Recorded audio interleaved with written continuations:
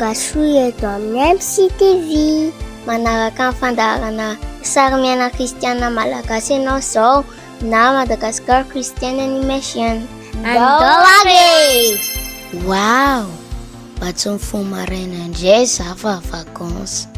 Dia foa amin'izay aloha za fa efa amin'ny 6. Dia hamaky teny aloha za nombona ity tontolo andro ity ka. Aiza moa za zao? Ao amin'ny Joanina toko voalohany.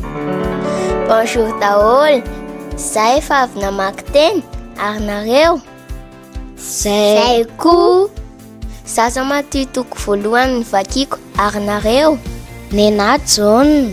Salama. Mba me verset Matthieu kely aneky mba hijerena izany. Matthieu 1:21 ka hiteraka zazalahy izy ary ny anarany atao hoe Jesosy fa izy ny hamonjy ny olona mba afaka amin'ny fahotana. Nena indray Salamy 23:1 Jehovah mitandrihatra nanjava mahoria ampandray maimaiky izy. Nena indray aloha tao amin'ny Joanina toko voalohany dia tiako be le 2:12 le manao hoe fa izay rehetra mandray azy dia nomeny hery tonga zanak'Andriamanitra dia izay mino ny anarany. Wow! Za zany efa te hilalao be. Ndao aloha anao raharaha dia avy eo milalao e.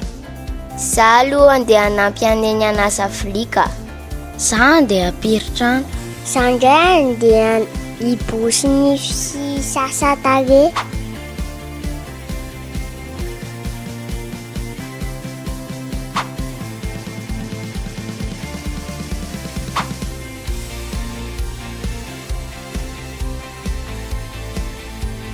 Efa vita daholo ve ny karahanareo? Nena aloha efa vita e. Nena koa. Andao amin'izay lalao e! Lesona azo tsoahana antsika ankizy rehefa vakansa zany matory maraina. Mivavaka rehefa mifoha dia avy eo mamaky baiboly. Dia rehefa avy eo manampy ny Ray aman-dreny manao raharaha. Rehefa avy eo milalao amin'izay. Narano teo Madagascar Christian Animation na sary miaina kristiana malagasy. Sotranao nanaraka amin'ny fandaharana androany amin'ny herinandro izao indray eto amin'ny MCTV.